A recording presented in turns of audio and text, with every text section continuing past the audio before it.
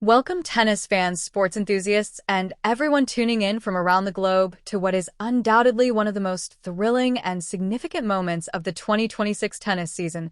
So far, the entire Miami Open has been sent into a state of shock, and the shock waves are rippling out from Hard Rock Stadium all the way across the world, vibrating with particular intensity in the Philippines' Alexandra Eala, 20-years-old Filipino, and she has just done the unthinkable. The weight she carried into fully appreciate what happened today, you need to understand the pressure that was sitting on this young woman's shoulders before a single ball was struck exactly 1 year ago. Then 19-year-old Eala arrived at the Miami Open as a wild card ranked 140th in the world and went on a Cinderella run that captured the hearts of millions. She defeated Madison Keys. She stunned the tennis world by upsetting Iga Swiatek. She marched all the way to the semifinals. That magical run earned her 390 ranking points and catapulted her to a career high of world number 29. But in the unforgiving world of professional tennis, points must be defended. The WTA ranking system operates on a rolling 52-week basis.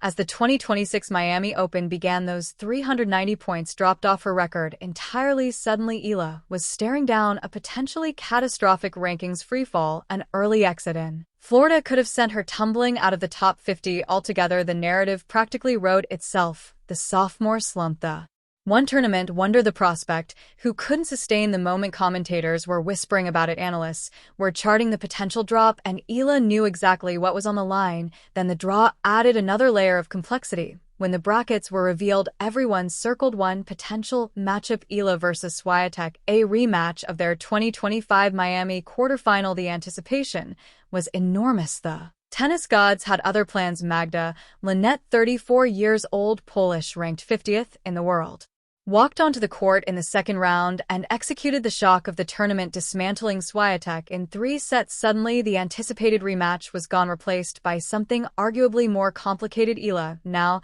had to face the giant killer, the woman who had just eliminated the tournament favorite.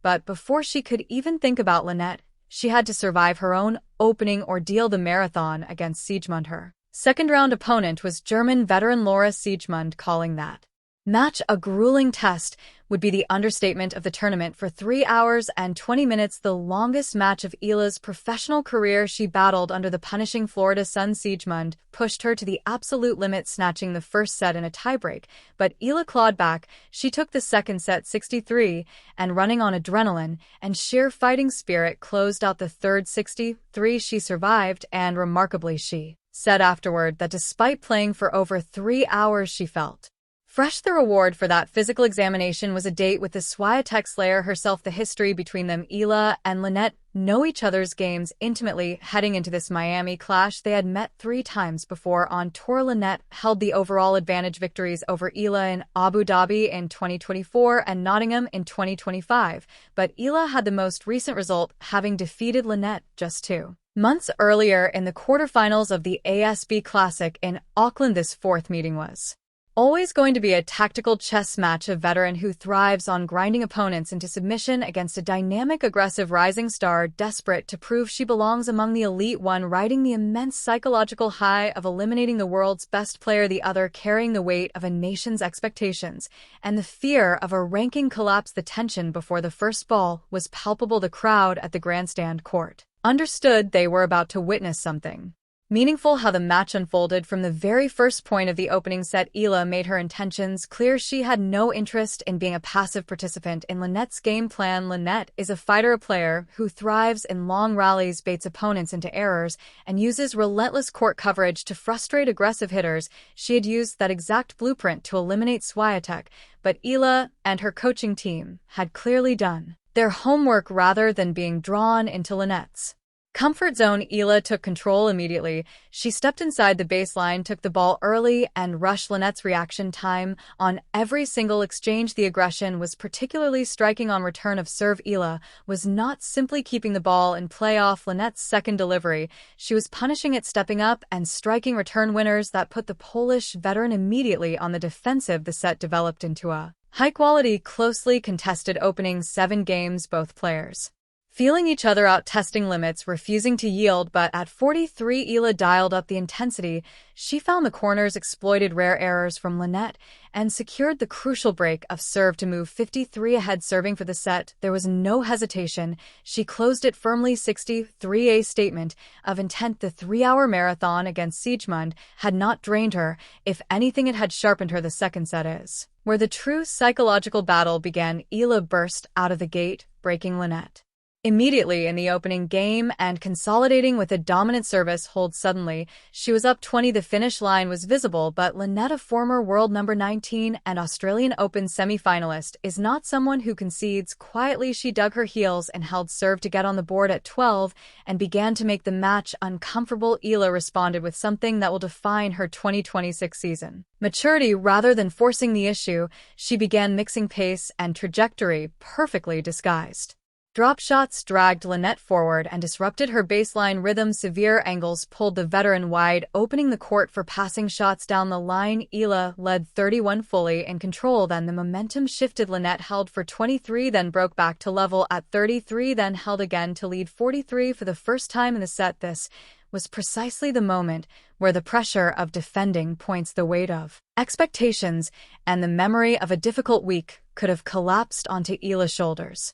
Instead, she stepped to the service line and held at love 4 games. All Linette pushed ahead to 54. Eala held again 4 points, no hesitation to level at 55. The mental fortitude required to hold serve at love when a single service game separates you from losing a set is something that simply cannot be taught. It can only be earned through experience. Linette held for 65, putting Eala in the position she had been in all week, serving to survive, and once again she rose to it. She forced the tiebreak.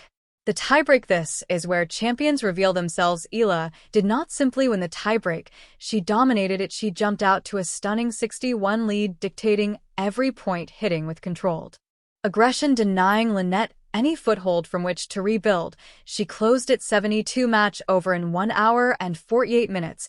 When the final ball was struck, the emotion was visible: a clenched fist, a wave to her coaching box, a brilliant smile toward the Philippine flags rippling throughout the crowd. In her post-match interview, her words were as composed as her groundstrokes. Patience was a very key aspect of how I played today. Magda is such a fighter, and every time I play against her, she puts me in such difficult positions. I really enjoyed the battle. That final phrase, "I really enjoyed the battle," tells you everything about who Alexandra Eala is in 2026. She is no longer a talented prospect hoping for a favorable draw. She is a seasoned professional who relishes the tactical warfare of the WTA Tour. She acknowledged her approach plainly: "I like to think being aggressive is what I aim to do. Of course, I have an amazing team who really helped me take it to the next level." What this victory means on a purely statistical level: this result levels her head-to-head record against Linette at 2 wins apiece, confirming that her Auckland victory was no anomaly, but a true reflection of their current dynamic. More critically, by advancing to the round of 16, Eala has significantly protected her ranking. The catastrophic drop out of the top 50 has been averted.